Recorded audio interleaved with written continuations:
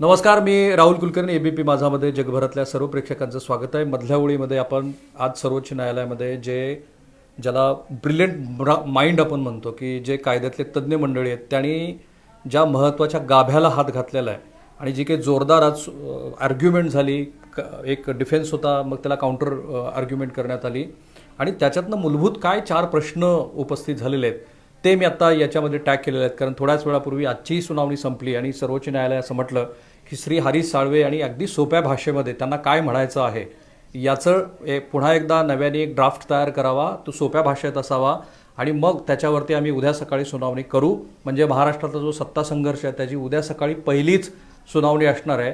एक तर प्रश्न निकाली लागलेला आहे की अजून तरी आजच्या संपूर्ण सुनावणीमध्ये सन्माननीय मुख्य न्यायाधीशांनी हे लार्जर बेंचकडे जावं की जाऊ नये याबद्दलचं कुठलंही इंडिकेशन दिलेलं नाही आहे आणि त्यामुळं ही जी चर्चा होती की कदाचित फार काळ जाऊ शकतो, माननीय मुख्य न्यायाधीश हे याच महिन्यामध्ये रिटायर होत आहेत, कदाचित तितका काळ त्यात जाईल का, लार्जर बेंच असेल का, मग ते लार्जर बेंच किती न्यायाधीशाचं असेल, ते 5 न्यायाधीशांचं असेल का, कारण आधीचा जो अरुणाचल प्रदेशचा ज्याचा आज उल्लेख झाला ते जे जजमेंट आलं ते 5 न्यायाधीशांनी दिलेलं आहे, त्यामुळे ते त्याच्यापेक्षा कमी न्यायाधीशांना ते अर्थात बंधनकारक असतं. पण नव्या काही गोष्टींचा उहापोह करायचा असेल, घटनेचा नवा अर्थ लावायचा असेल तर 5 पेक्षा अधिकचं बेंच लागेल. पण आज मात्र माननीय मुख्य न्यायाधीशांनी या संदर्भातलं कुठलंही भाष्य केलं नाही, संकेत दिले नाहीत आणि त्यामुळं शक्यता आता वाढलेली आहे की जे काही होईल त्यातला बराचसा भाग हा कदाचित उद्या होऊ शकतो. पण ही शक्यता आजही आपण नाकारत नाही आहोत की लार्जर बेंचकडे ते जाईल का नाही. पण आज फार महत्त्वाचे मूलभूत प्रश्न आज पुन्हा एकदा उपस्थित झाले. मुख्य म्हणजे व्हीप हा विधिमंडळ आणि राजकीय पक्ष या दरम्यानचा एक दुवा असतो, अशी मुख्य आर्ग्युमेंट आज कपिल सिब्बल आणि अभिषेक मनु सिंघवी जे की शिवसेनेचे लॉयर आहेत त्यांनी उपस्थित केली. त्यांचं असं मत आहे की हा जो गट आहे यांनी पक्षांतरबंदी कायदा जो शेड्यूल 10 आहे, सूचित 10 आहे, त्यातल्या बहुतेक सगळ्या गोष्टीचं उल्लंघन केलेलं आहे. त्यांनी पक्षांनी बोलवलेल्या बैठकीला ते आलेले नाही आहेत आणि म्हणून त्यांनी सरळ सरळ पक्षांतरबंदी कायद्याचं उल्लंघन केलेलं असल्यामुळे ते अपात्रतेला पात्र ठरतात. त्यांना अपात्र करायला हवं आणि त्यांनी कुठल्याही नव्या गटामध्ये आपला गट नव्या पक्षामध्ये विलिनीकरण केलेलं नसल्यामुळं त्यांच्या विरोधामध्ये अपात्रतेची कारवाई व्हावी. सर्वात महत्त्वाचं म्हणजे जे काही घडलंय, हे जे सरकार अस्तित्वात आलेलं आहे ते पूर्णपणे बेकायदेशीर आहे. कारण सूची 10 मध्ये असलेल्या ज्या तरतुदी आहेत त्या तरतुदीचं उल्लंघन झालेलं आहे. असा सगळा मुख्य फोकस हा आज मला दिसला की जो शिवसेनेच्या वतीनं जी आर्ग्युमेंट करण्यात आलेली त्याच्यात आहे. तर काउंटर आर्ग्युमेंट अशी आहे की मुळामध्ये यांनी पक्ष सोडलेला नाही आहे, पक्षांतर्गत लोकशाही असायला हवी. जर पक्षांतर्गत लोकशाही नसेल तर मग लोकशाहीच्या बहुमताचा जो मूळ गाभा आहे त्या गाभ्याला कुठेतरी बाधा पोचते आणि जर यांनी पक्षच सोडलेला नाही आहे तर मग यांच्यावरती कारवाई कशी करणार.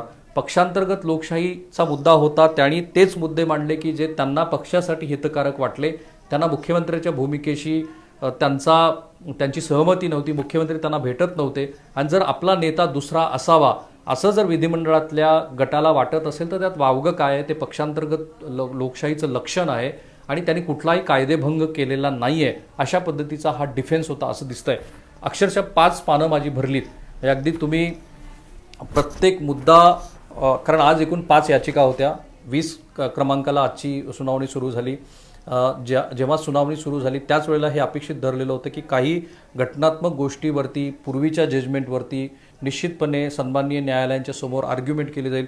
म्हणून आपण बघूया की काय झालंय. एकतर याच्यामध्ये एकापाठोपाठ एक अशा पद्धतीची जेव्हा सुनावणीला सुरुवात झाली ती त्याची सुरुवात अर्थात केली ती कपिल सिब्बल यांनी असं म्हटलं की जे 2/3 लोक आहेत त्यांचा असा दावा आहे की तो पक्ष आहे, तर तो असा दावा करू शकत नाही. ते काही पक्ष नाही आहेत, ते मूळ पक्ष नाही आहेत, ते जे काय आहेत तो एक वेगळा गट आहे. तो वेगळा गट आहे आणि तो शिवसेनेवरती दावा करतो आहे. तो तसा दावा करू शकत नाही. आणि इथे त्याने असं सांगितलं आहे की शेड्यूल 10 मध्ये काय म्हटलेलं आहे. शेड्यूल 10 मध्ये असं म्हटलं आहे की 2/3 आमदारांचा जर गट असेल तर तो स्वतंत्रपणे वेगळा होऊ शकतो, तिथे त्याला पक्षांतरबंदी कायदा लागू होत नाही. 1985 साली श्री राजीव गांधी हे पंतप्रधान असताना त्यांनी पक्षांतरबंदी कायद्यामध्ये 1/3 आमदार जर वेगळं होऊ इच्छित असेल तर ते वेगळे होऊ शकतं असं म्हटलं. 2002 साली तेव्हाचे पंतप्रधान श्री अटल बिहारी वाजपेयी यांनी तो आकडा वाढवला, तो 2/3 केला. पण त्याच्यामध्ये एक ग्रे एरिया आहे. अगदी सुरुवातीपासून आपण हे म्हणतोय की त्याच्यामध्ये ग्रे एरिया असा आहे की आत्ता शिंदे गटानं जे एक स्ट्रॅटेजिकल मूव्ह केलेली आहे की मुळात आमचाच पक्ष ही शिवसेना आहे, त्याच्याबद्दल त्या शेड्यूल 10मध्ये काहीही म्हटलेलं नाही आहे. आणि तो जो ग्रे एरिया आहे त्याचं आज पूर्णपणे युटिलायझेशन दोन्ही बाजूनं करण्याचा प्रयत्न झाला. कपिल सिब्बल पुढं असं म्हणाले की या गटासमोर विलनीकरण हाच पर्याय आहे. शेड्यूल 10मध्ये असं म्हटलेलं आहे की जर स्वतंत्र गट झाला तर त्या गटासाठी हाच पर्याय आहे की त्या गटानं कुठल्या तरी नव्या पक्षामध्ये विलनीकरण व्हावं किंवा स्वतःचा एक नवा पक्ष त्यांनी स्थापन करावा. आणि त्यामुळं जर हे शिवसेनेवरती आपलाच शिवसेना आमचीच खरी मूळची शिवसेना आहे असं जर म्हणत असतील तर त्याला काही अर्थ नाही आहे. त्यांनी एक स्वतंत्र गट वेगळा स्थापन केलेला आहे, ते पक्ष विरोधी कारवाया करत आहे. ते पुढं काय म्हणाले ते मी सांगेन, पण मूळ मुद्दा असा मांडला गेला की ही जी एकनाथ शिंदे यांच्या गटाची जी काही शिवसेना आहे ती मूळची शिवसेना नाही, तो एक फुटीर गट आहे. ते शेड्यूल 10मधल्या कायद्यानुसार तिथे कोर्ट असं म्हणालं की फूट हा बचावाचा मुद्दा असू शकतो का, जर 2/3 लोक फुटले असतील तर मग तो मूळ पक्ष आहे का. इथे कोर्टाची एक छोटीशी टिप्पणी होती. त्याच्यानंतर पुन्हा कपिल सिब्बल यांनी काय केलं तर कोर्टाच्या या टिप्पणीवरती लगेचच कपिल सिब्बल यांनी शेड्यूल 10 ही याच्यामध्ये पक्ष ॲज सच म्हणून जी काही व्याख्या केलेली आहे, कारण शेड्यूल 10 हे प्रत्येक गोष्टीचा उहापोह करतो, पण जो ग्रे एरिया आहे ज्याचं युटिलायझेशन या पर्टिक्युलर केसमध्ये झालेलं आहे असं दिसतंय, तो एक भाग सोडला तर तिथे पक्ष म्हणजे काय याबद्दलचा पूर्ण उल्लेख आहे. शेड्यूल 10 म्हणजे काय हे पण त्यांनी वाचून दाखवलं. आणि महत्त्वाचं म्हणजे कर्नाटकमध्ये जे मधल्या काळामध्ये सत्तेचं नाट्य घडलं तिथे 2 वेळेला खरं तर सत्तांतराचे प्रयत्न झाले. पहिलं जे ऑपरेशन लोटस होतं तर अयशस्वी झालं, त्याचा त्यांनी संदर्भ दिला. इथे ते असं म्हणाले की पक्षाने काय केलं होतं, म्हणजे मी आणखी सोप्या भाषेमध्ये सांगतो. इथे काय घडलं होतं, 21 जूनला ही सगळी प्रक्रिया सुरुवात झाली की एक गट हा राज्यसभेच्या निवडणुकीपाठोपाठ महाराष्ट्राच्या बाहेर गेला. मग दुसऱ्या दिवशी की तिसऱ्या दिवशी पक्षाने एक बैठक बोलावली. त्या बैठकीला हा गट उपस्थित राहिला नाही. कपिल सिब्बल असं म्हणाले की हे लोक पक्ष सोडून गेले असा याचा अर्थ घेता येऊ शकतो, कारण हे जेव्हा पक्षानं बैठक बोलवली होती त्यावेळेला हे सुरत आणि गुवाहाटीला गेले. एवढंच नाही तर ते तिथे बसले आणि तिथून त्यांनी सभापतीला पत्र दिलं, एक नवा व्हीप त्यांनी नेमला आणि तो व्हीप मान्य नाही केला तर ते अपात्र होऊ शकतात अशा पद्धतीचा त्यांनी एक स्टँड घेतला. आणि मग हे जे काही त्यांचं वर्तन होतं हे पक्षाचा जो आदेश होता त्याचं उल्लंघन होतं. कारण त्यावेळेला काय घडलं होतं तर शिवसेनेनं एक स्वतंत्र व्हीप नियुक्त केला. श्री अजय चौधरी यांची गटनेता म्हणून निवड केली. अजय चौधरी यांनी सुनील प्रभू यांना पक्षाचा प्रतोद म्हणून नेमलं. सुनील प्रभू यांनी, तुम्हाला आठवत असेल तर, एक या बंडखोर आमदारांसाठी एक व्हीप बजावला की आम्ही पक्षाची एक बैठक बोलावलेली आहे आणि त्या बैठकीला तुम्ही उपस्थित राहावं. त्याच्यामध्ये ते उपस्थित राहिले नाहीत. मग लगोलग तेव्हाचे उपसभापती की जे तेव्हा सभापती म्हणून पीठासीन होते श्री नरहरी झिरवळ यांच्याकडे त्यांनी एक अर्ज केला की हे जे 16 आमदार आहेत त्यांना अपात्र करावं कारण ते बैठकीला उपस्थित राहिले नाहीत. हाच मुद्दा त्यांनी म्हटला की तिथे स्पष्टपणे दिसतं आहे की पक्षांनी एक आदेश काढला होता, एक व्हीप बजावलेला होता आणि तो व्हीप त्यांनी मान्य नाही केला आणि म्हणून ते अपात्र झालेले आहेत. आणि हे पक्षांतर बंदीचं जे शेड्यूल 10 आहे त्याचं पूर्णपणे उल्लंघन आहे. आणि मुद्दा क्रमांक 1 जो मी तिथे आजच्या मधल्या ओळीमध्ये टॅग केला आहे की तो फार महत्त्वाचा मुद्दा आहे ज्याचा आत्ता ह्या संपूर्ण निवाड्यामध्ये निकाल लागेल, तो म्हणजे व्हीप हा कुठे लागू होतो. जर तुम्ही विधिमंडळाची नियमावली बघितली, मी ज्याचा अभ्यास केला, तर माझ्या मते विधिमंडळामध्ये फक्त व्हीप लागू होतो, पक्षाच्या बैठकीसाठी व्हीप लागू होत नाही. परंतु इथे कपिल सिब्बल यांनी स्टँड फार वेगळा घेतला आहे. त्यांचं असं मत आहे की एक राजकीय पक्ष आणि विधिमंडळ हे एकच आहे. विधिमंडळातला जो गट आहे आमदारांचा तो पक्षाचा एक छोटासा भाग आहे आणि विधिमंडळामध्ये म्हणजे तुम्हाला आणि मला सोप्या पद्धतीने समजून सांगण्यासाठी आणि समजून घेण्यासाठी म्हणून अधिक सोपा आपण करून हे सांगतोय. विधिमंडळामध्ये जर पक्षाला एक व्हीप बजावासा वाटला तर तो बजावता येऊ शकतो. तो विधिमंडळ नियमावलीनुसार विधिमंडळामध्ये पक्षाचा आदेश बंधनकारक आहे.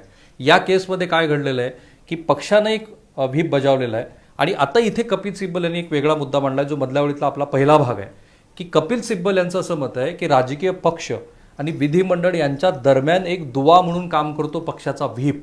आता याच्याबद्दल खूप खल होणार आहे कारण तशा नियमावली आहेत का, तसं जे म्हटलं आहे कपिल सिब्बल यांनी याचा यापूर्वी कुठे उहापोह झाला आहे. पण मुद्दा क्रमांक 1 इथं आहे की इथे म्हटलेलं आहे की पक्षाचा विधिमंडळासाठीचा व्हीप आणि राजकीय पक्ष याच्या दरम्यान म्हणजे राजकीय पक्ष आणि विधिमंडळातले गट किंवा आमदार याच्या दरम्यान दुवा आहे व्हीप. त्यानंतर ते पुढे असं म्हणाले की गट वेगळा जरी असला तरी ते सगळे शिवसेनेचे सदस्य आहेत. ते आजही काय म्हणतायत की आम्ही सगळे शिवसेनेचे सदस्य आहोत, आमचा काही वेगळा पक्ष नाही आहे आणि म्हणून त्यांना तो व्हीप मान्यच करावा लागेल, तो भलेही विधिमंडळाच्या बाहेरचा असेल. जर ते आजही असं म्हणतायत की हा जो व्हीप आहे तो आम्हाला म्हणजे हा जो पक्षाचा प्रमुख आहे म्हणजे श्री उद्धव ठाकरे जे आहेत ते आम्हाला आमचे पक्षप्रमुख मान्य आहेत, कारण त्यांनी त्यांच्या याचिकेमध्ये पण असं म्हटलेलं आहे की पक्षप्रमुख हे श्री उद्धव ठाकरेच आहेत. तर जर त्यांनी पक्ष सोडलेला नाही तर मग हा व्हीप लागू होतो की नाही, अशी फर्स्ट आर्ग्युमेंट होती. हे कोण ठरवतं की राजकीय पक्ष कोणता? तर हे निवडणूक आयोग ठरवतं आणि त्यामुळं तुम्ही गुवाहाटीमध्ये बसून हे नाही ठरवू शकत, अशी ती आर्ग्युमेंट आहे यांची, कपिल सिब्बल यांची, की तुम्ही अजूनही असं म्हणताय की उद्धव ठाकरे हेच प्रमुख आहेत. सभागृहातला गट हाही पक्षाचाच एक छोटा भाग आहे आणि त्यामुळं विधिमंडळामध्ये बहुमत म्हणजे तुमचा पक्ष नाही. हे फार महत्त्वाचं आहे, कारण ज्या लोकशाहीच्या गाभ्याबद्दल पुढे कपिल सिब्बल यांना उत्तर देताना हरीश साळवे यांनी जे आर्ग्युमेंट केलेली ती इथे आहे की पक्षातला जो बहुमताचा गट आहे तो बहुमताचा गट मग तो विधिमंडळातला असेल तर त्यांनी घेतलेले निर्णय हे बेकायदेशीर कसे ठरतात, पण तिथे व्यक्ती स्वातंत्र्य आणि पक्षांतर्गत स्वातंत्र्याला बाधा येत नाही का, असा जो मुद्दा आहे. पण त्याच्या आधीचे आर्ग्युमेंट असे आहे की पक्षातलं विधिमंडळ म्हणजे विधिमंडळातलं बहुमत म्हणजे पक्ष नव्हे. आजची इतकी आर्ग्युमेंट छान होती की मला वाटतं की पुढे येणाऱ्या अनेक गोष्टीमध्ये आपल्याला एक कायद्याचा अभ्यासक म्हणून सुद्धा या गोष्टीचा नीट अर्थ समजून घ्यावा लागेल की इथे आत्तापर्यंत आर्ग्युमेंट काय केली कपिल सिब्बल यांनी की तुमच्याकडे बहुमत आहे म्हणजे तुमचा पक्ष नाही. तुम्ही आजही म्हणताय की तुम्ही पक्ष सोडलेला नाही, तुम्ही आजही म्हणताय की उद्धव ठाकरे हेच पक्षप्रमुख आहेत, मग तुम्हाला व्हीप का मान्य नाही आहे? पण नियम फार वेगळे आहे, ते पुढे आपण जाऊ. असं जर झालं तर मग पुढं ते असं म्हणतात की जर अशा पद्धतीनं सन्माननीय न्यायालयाने अलाव केलं की हे जे वर्तन आहे ते योग्यच आहे तर मग मात्र पक्षांतर बंदी कायद्याला काही अर्थच राहणार नाही. इथून पुढे अनेक सरकारं पाडली जातील ज्यांच्याकडं ज्या लोकांकडं बहुमत आहे आणि ते मग लोक हे सरकारं पाडतील असा अर्थ काढला जाईल की पक्ष कोणाचा हे जर निवडणूक आयोग ठरवू शकत नाही. म्हणजे आता इथे पुढे दुसरी आर्ग्युमेंट त्यांनी अशी केली की पुढं जरी समजा निवडणूक आयोगाकडे हे गेले तरी पक्ष कोणाचा हे निवडणूक आयोग ठरवू शकत नाही. माझ्या मते 1965चं जे निवडणूक आयोगाला मिळालेले अधिकार आहेत ते दोन गोष्टीबद्दल फार स्पेसिफिक आहेत की पक्ष कोणाचा हे निवडणूक आयोगच ठरवतं आणि पक्षाचं जे सिम्बॉल आहे त्याच्याबद्दल पण निर्णय घेण्याचा अधिकार हा फक्त निवडणूक आयोगाला आहे. पण इथे मात्र कपिल सिब्बल यांनी अशी आर्ग्युमेंट केलेली आहे की बहुमत आहे म्हणजे पक्ष नव्हे. ते पुढं असं म्हणतात की राज्यपालांचं बहुमत मुख्यमंत्र्याला, तत्कालीन मुख्यमंत्र्याला बहुमताची मागणी करणं, त्यांनी पुन्हा नव्या मुख्यमंत्र्याला शपथविधी देणं, त्या नव्या मुख्यमंत्र्याच्या आधी सन्माननीय सदस्यांनी विधिमंडळाच्या सभापतीची निवड करणं हे सगळं बेकायदेशीर आहे आणि हे एकूणातच हे सरकार बेकायदेशीर आहे. आणि त्यामुळं महाराष्ट्र सरकारनं जर पुढे कुठलेही निर्णय घेतले तर ते सगळेच्या सगळे बेकायदेशीर असतील आणि हे अधिवेशन बोलावणं, सभापतीची निवड करणं, मुख्यमंत्रीपद हे बेकायदेशीर असल्यामुळं अशा कुठल्याही गोष्टीला तुम्ही परवानगी देऊ नये आणि या संदर्भातला निर्णय तत्काळ घ्यावा, अशी पहिली आर्ग्युमेंट श्री कपिल सिब्बल यांनी केली. माझ्या मते त्यातला जर सार काढायचा म्हटलं तर विधिमंडळातला गट आणि पक्ष या दरम्यानचा जो व्हीप आहे तो व्हीप हा दुवा आहे की नाही हा पहिला मुद्दा आहे की जो अतिशय महत्त्वाचा आहे, जो पुढे या चर्चेमध्ये येईल. नंतर मग पुन्हा अभिषेक मनु सिंघवी हे पुन्हा शिवसेनेच्या वतीनं आर्ग्युमेंट करायला उभा राहिले. त्यांनी त्याला पूरक आर्ग्युमेंट केली. ते म्हणाले की एकूण किती आहेत, 5 याचिका प्रलंबित आहेत, त्यातला विलिनीकरण हाच या गटासमोरचा पर्याय होता, कारण त्यांनी 2/3 बहुमताच्या आधारावरती एक वेगळी भूमिका घेतलेली आहे. पण ते विलिनीकरण करत नाही आहेत, परंतु हा तसा दावाच हा गट करत नाही. हे निवडणूक आयोगाकडे गेलेले आहेत आणि त्यांना तिथे एक ऑर्डर घ्यायची आहे, एक वेगळा असा आदेश घ्यायचा आहे की आमचाच पक्ष हा मूळचा पक्ष आहे आणि मग या सगळ्या प्रक्रियेमध्ये जी दिरंगाई होईल, जो वेळ जाईल तो वेळ या शिंदे गटाला हवा आहे. या दरम्यानच्या काळामध्ये ते कोट अनकोट आपली सत्ता राबवत राहतील आणि त्यामुळं हे 21 जूनपासून जे पक्षविरोधी कारवाया करत होते ते पाहता यांचा जो हेतू आहे की फक्त सरकार यांना चालवायचं आहे, यांना एक स्वतंत्र पक्ष म्हणून निवडणूक आयोगाकडे जाऊन मान्यता घ्यायची आहे, तर ती तशी मान्यता त्यांना देऊ नये आणि त्यांच्या विरोधामध्ये जी पहिली मूळची पिटिशन आहे की यांना अपात्र करावं, ती अपात्रतेची पिटिशन ही लागू करावी. पुन्हा एकदा तुम्हाला मला समजून घेण्यासाठी म्हणून अशा पद्धतीचे आर्ग्युमेंट सन्माननीय मनु सिंघवी यांनी केली. तिथे मात्र न्यायालयाने एक प्रश्न विचारलेला आहे की जर आमदारांना अपात्र ठरवले तर निवडणूक आयोगाची भूमिका काय.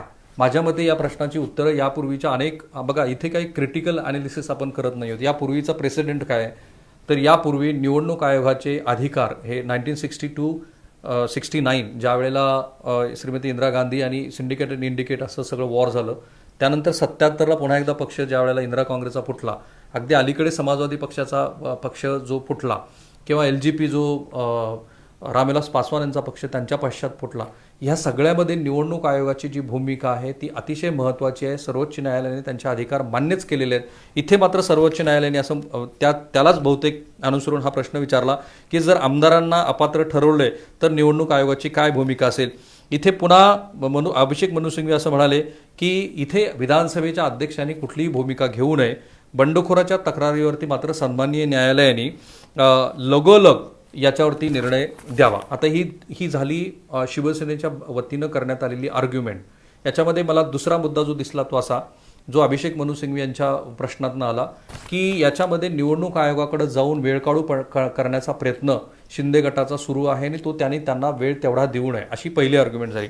नंतर अभिषेक मनु सिंघवी आणि कपिल सिब्बल यांच्या या आर्ग्युमेंटला उत्तर देण्यासाठी हरीश साळवे हे उभा राहिले. हरीश साळवे यांनी जी सुरुवात केली ती फार महत्त्वाची. ते असं म्हणाले की पक्षांतर बंदी कायदा हा राजकीय नेत्यांच्या विरोधामध्ये शस्त्र म्हणून वापरता कामा नये. कारण तुम्हाला एक भूमिका घ्यायची आहे, तो तुमच्या पक्षनेत्याच्या विरोधातली आहे. बहुसंख्य आमदारांनी जो पक्षांतर बंदी कायद्यातला निकष आहे त्याप्रमाणे 2/3ची जी भूमिका आहे की 2/3 आमदारांनी एक भूमिका ठरवलेली की आपल्या नेत्याची ही भूमिका आम्हाला मान्य नाही आहे. तिथे पक्षातच त्यांनी काहीतरी वेगळा स्टँड घेतला आहे. ते 2 वेगळे गट तिथे पडलेले आहेत. आणि जो लोकशाहीचा मूळ गाभा आहे की ज्या गाभ्यामध्ये तुम्हाला बहुमताचा आदर करावा, कारण आपल्याकडे फर्स्ट पास द पोस्ट सिस्टममध्ये काय आहे, तोच आमदार होतो किंवा तोच खासदार होतो की ज्याला इतरापेक्षा एक सुद्धा मत अधिक मिळतं. इथे तोच मुद्दा श्री हरीश साळवे यांनी म्हटलेला आहे की पक्षांतर बंदी कायदा हा आयुध म्हणून वापरला जाऊ नये. आपल्याच नेत्यांनी जर आमदारांचा विश्वास गमावला असेल, या केसमध्ये श्री उद्धव ठाकरे यांच्यावरती एकनाथ शिंदे आणि इतर सर्व आमदारांचा विश्वास राहिलेला नाही हे दिसतं आहे, तर त्यांना पक्षांतर बंदी कायद्यामध्ये कसं काय तुम्ही कारवाई करणार, कारण ते तर बहुसंख्य नाहीत असं त्यांना सुचवायचं आहे. पक्षांतर बंदी कायदा हा लोकशाहीच्या गाभ्याला कुठेतरी धक्का लावतो आहे असं त्यांचं एकूण तिथे आर्ग्युमेंट होती. त्याला लगोलगच सन्मान्य कोर्टाने एक प्रश्न विचारला की मग राजकीय पक्षाला काही अर्थ आहे की नाही. कारण जर राजकीय पक्षानं एक राजकीय पक्षाच्या माध्यमातून निवडून आलेले हे सगळे आमदार आहेत, तर मग त्यांनी एका राजकीय पक्षाने घेतलेली भूमिका विजवी इथे महाविकास आघाडीबरोबर सत्ता स्थापन करण्याची भूमिका, हे कोर्ट म्हटलेलं नाही पण आपण त्याचं असं इंटरप्रिटेशन करू शकतो की जर हे राजकीय पक्षाला इथे काही अर्थ उरतो की नाही, जर 2/3 आमदारच सगळ्या गोष्टी करणार असतील तर.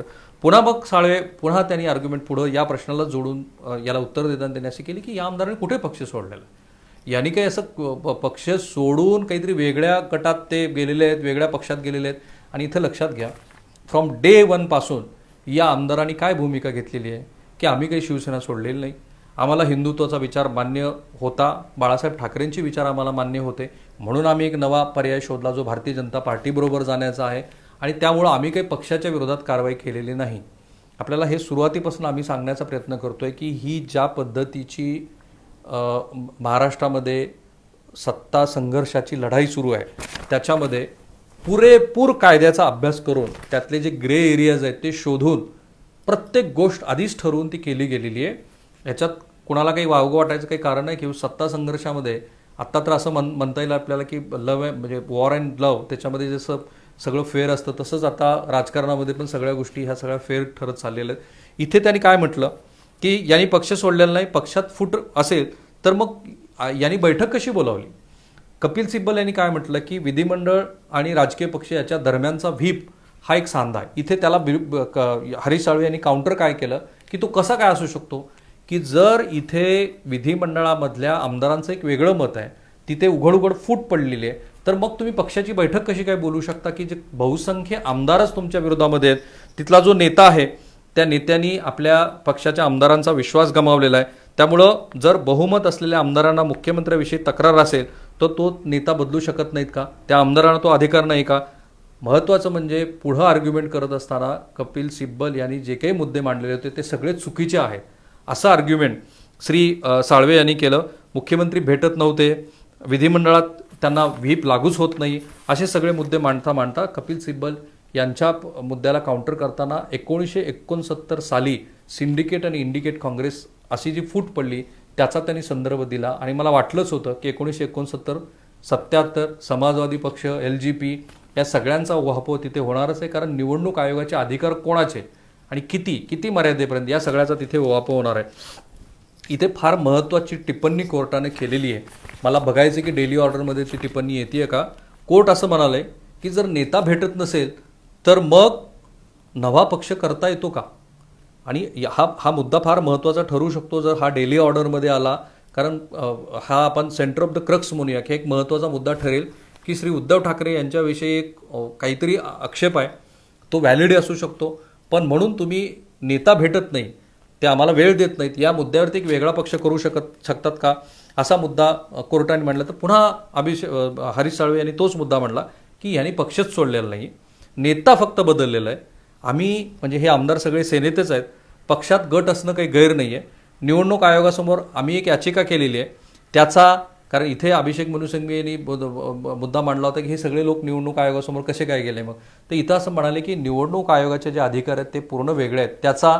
आणि इथे जी काही सुनावणी सुरू आहे इथे 5 याचिका काय आहेत. एक तर पक्षांतर बंदी कायद्याअंतर्गत ज्या 16 आमदारांच्या अपात्रतेसंदर्भातली गोष्ट आहे ती, जे तेव्हाचे तत्कालीन उपसभापती आहेत त्यांना जो अधिकार, त्यांच्यावरती जी अपात्रतेची नोटीस आहे ती, त्यानंतर बहुमताच्या चाचणी संदर्भातली ती, नंतर शिवसेनेनं जी भूमिका घेतली की हे सरकारच बेकायदेशीर आहे ती, अशा सगळ्या संदर्भातल्या याचिका आहेत. इथे पक्ष कोणाचा, पक्षाचं चिन्ह कोणाकडे असावं याबद्दलची जी याचिका आहे ती निवडणूक आयोगासमोर सुरू आहे.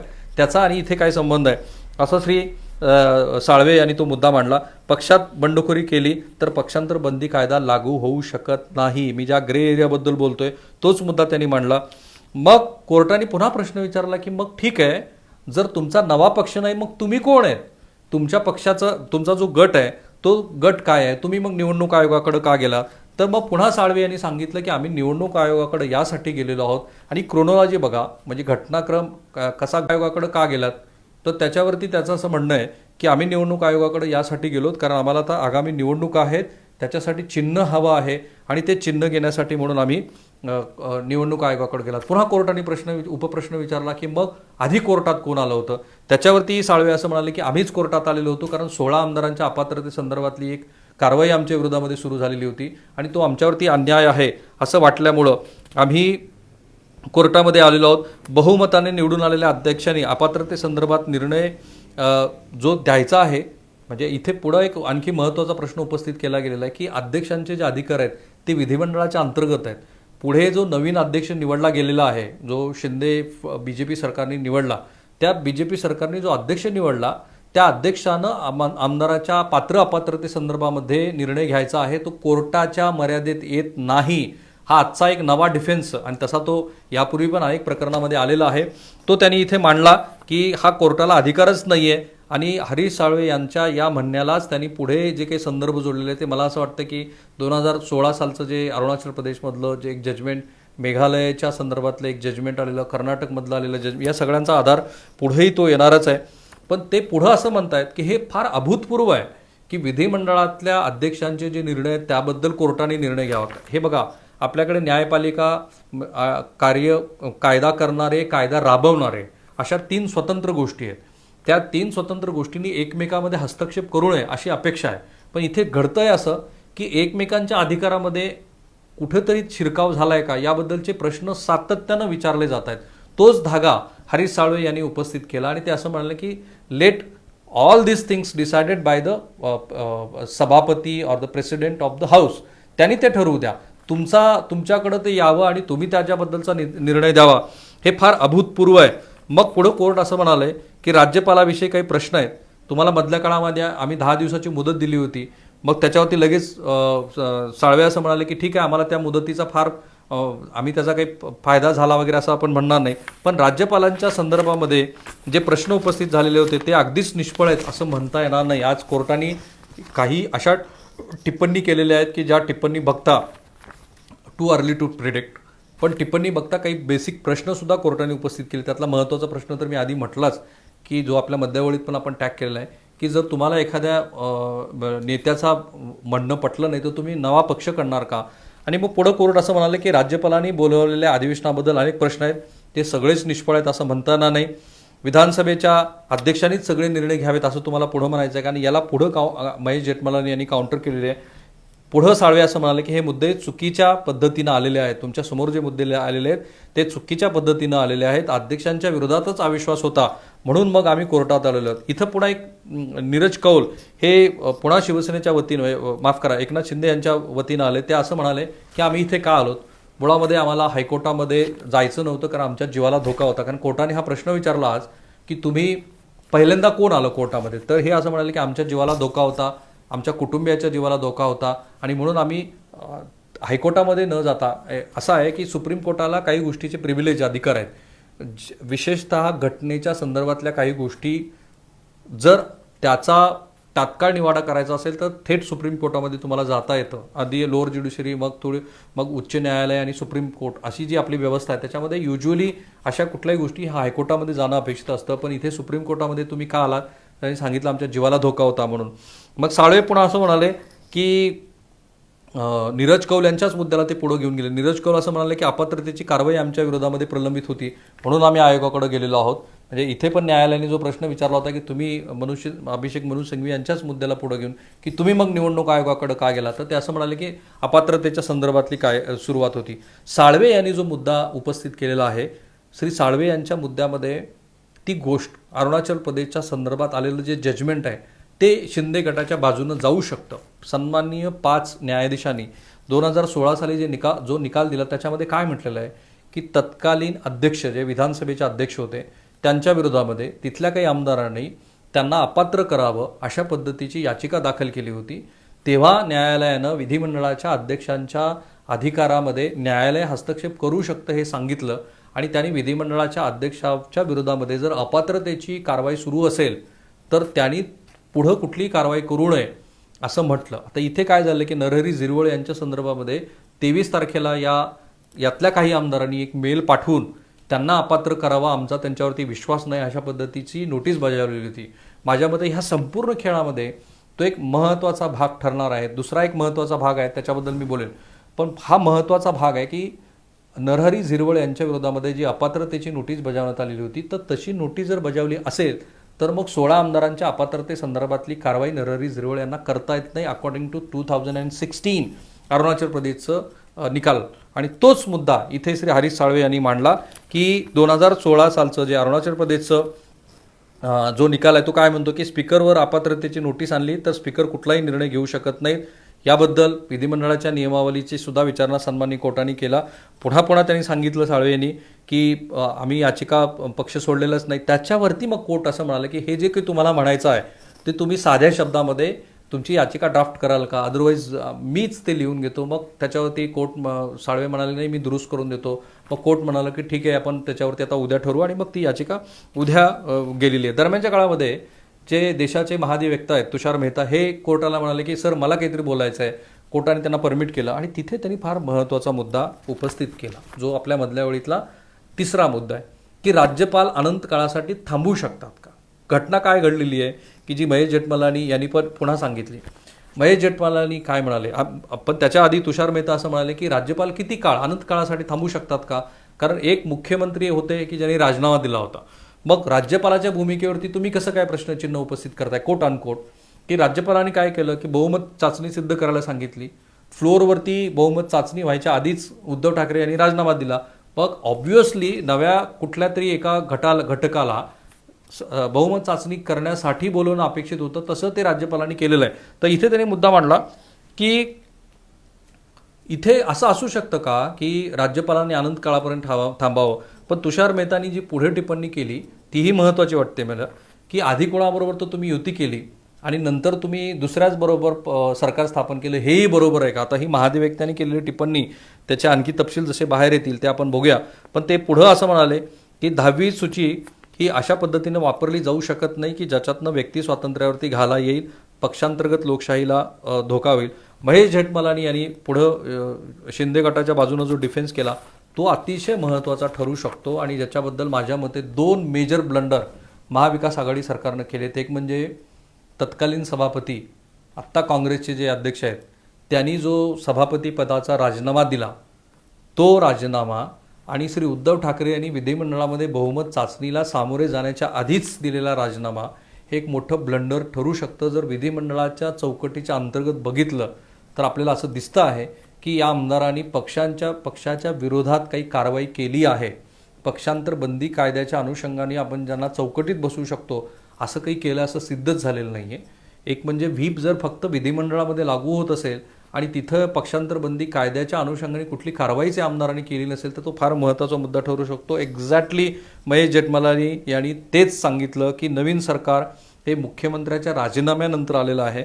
बहुमत नाकारलं आधीच्या मुख्यमंत्र्यांनी, ते अल्पमतात होते, त्यांनी फ्लोअर टेस्ट घेतली नाही. त्यांना 1 वर्ष अध्यक्षसुद्धा म्हणजे नाना पटोलेंनी राजीनामा दिल्यानंतर तब्बल 1 वर्ष त्यांना अध्यक्ष नेमता आलेला नव्हता. आधी राज्यपालांनी खूप आग्रह केला, मग यांना असं वाटलं की आपल्याकडे बहुमत नाही आहे, मग त्यांनी पुन्हा स्वतःला सोयीस्कर अशा काही चेंजेस घडवून आणल्या. पुन्हा ते राज्यपालाकडे गेले, तेव्हा राज्यपालांनी मात्र ते करायला नकार दिला.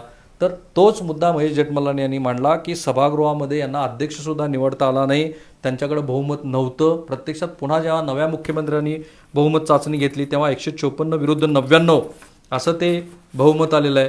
संविधानानुसार अध्यक्ष निवडावा लागतो तसा तो अध्यक्ष त्यांनी निवडला आणि जे काही झालं ते सर्व संविधानाला अनुसरून आहे. मग पुन्हा अभिषेक मनु सिंघवी उभा राहिले की उपाध्यक्षाचे अधिकार डावलून हे जे आहे ते बहुमत सिद्ध केलं गेलं. या पॉईंटला सन्माननीय कोर्ट थांबलं आणि त्यांनी असं म्हटलं की ठीक आहे, let's we have to decide this tomorrow early in the morning. माझ्या मते आज बऱ्याच गोष्टी क्लिअर झालेल्या आहेत की काय पद्धतीची एकूण मांडणी दोन्ही बाजूनं केलेली गेलेली आहे. जो शिवसेनेच्या बाजूचा मुद्दा आहे तो असा आहे, जे घडलं ते सगळं बेकायदेशीर आहे, पक्षांतर बंदी कायद्याचं उल्लंघन आहे.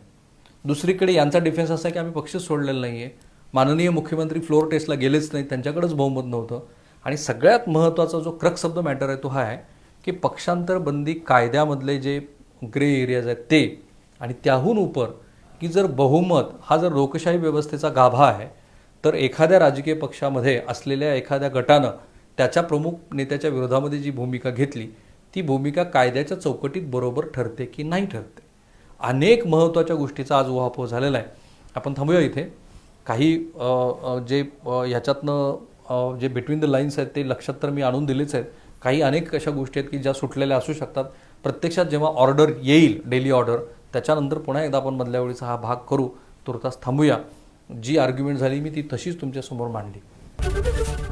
एबीपी माझा, उघडा डोळे बघा नीट.